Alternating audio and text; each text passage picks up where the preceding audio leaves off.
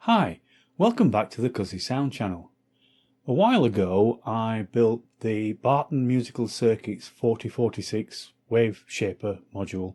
I think it was something like part 31 in the series all about Project 12. I'll put the links anyway, there'll be links to that particular build video. It's a great module, by the way. It's it uses a 4046 chip to take a VCO input and then split it into octave intervals, so some will be higher, some will be lower. You'll hear a demonstration of it shortly. But on the website, the Barton website, there's a demo video on there of what the circuit is and how it works. And in that it's quoted that it will take any waveform input but will always produce a square wave output. Well, on my system I couldn't get it to work with anything other than a square wave input. So if I use one of my either saw wave, pulse wave or triangle wave modules, I just got absolutely no output at all. It just didn't recognize the input. But also in my system I have a gate buffer circuit. It's a Nathan Ramsden gate buffer circuit. Again, I'll put links for where you can find the build video for that particular one. And that circuit takes almost any input with a reasonable voltage and converts it into a square wave output. So I thought, right, if my 4046 wave shaper will only work with the square wave input, if I put a buffer, one of these gate buffers, on the input to the wave shaper, then I should be able to feed it any of my VCO waveforms and still get the square wave outputs. So that's what I did.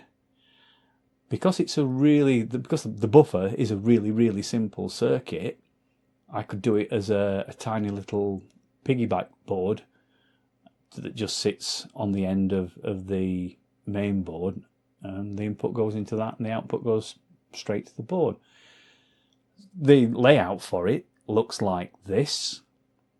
So it's exactly the same as what I used for the Project 12 gate buffer. The only difference is on the original one on Project 12 it had 3 outputs, 1 input, 3 outputs. I only need 1 output on this one, so basically it's just remove 2 of the resistors and cut the board size down slightly. But yeah, so that was the theory. So I built it and I wired it up to the board, put it in a box, and so, well, let's go and see whether it worked.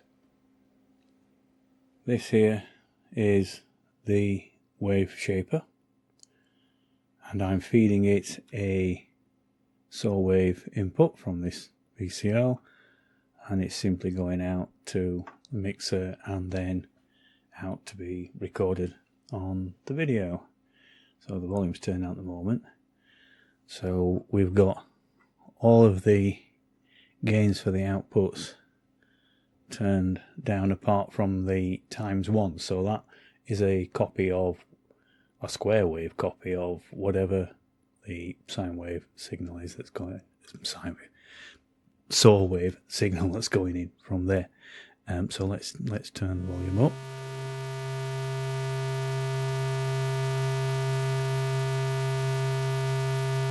So yeah, straight away we do have an output, which is we didn't have before.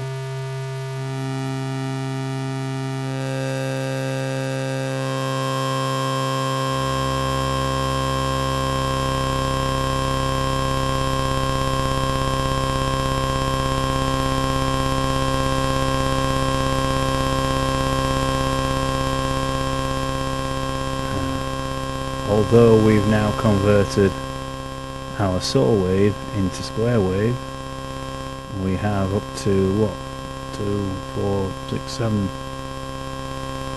square waves all going on at the same time, or a mix of.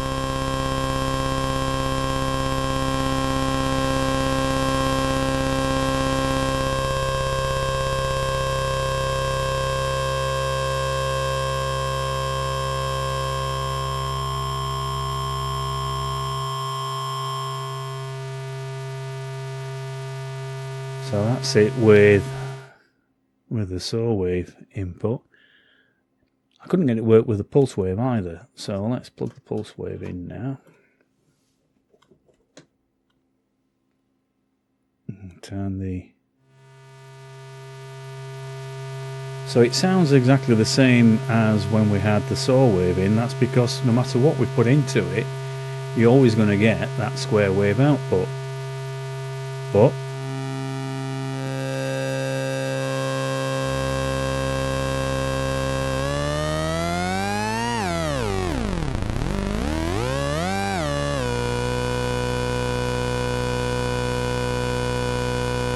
it's still a nice way of getting kind of a, like a, yeah, it's like you're playing chords rather than single notes.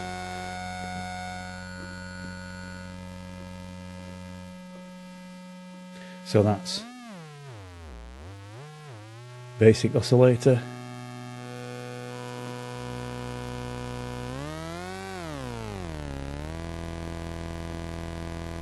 There we go. So it solves the problem of it only working with a square wave oscillator input, in that I can put any other shape in now, convert it to a square wave, and then, yeah, you're always going to get a square wave output, but I can start and have up to 7 square waves all mixed together. So yeah, great result. So if you've built the 4046 shaper and can't get it to work with anything other than the square waves in your system, then here's one solution to that problem. Stick a simple, very basic, very small buffer board on the input.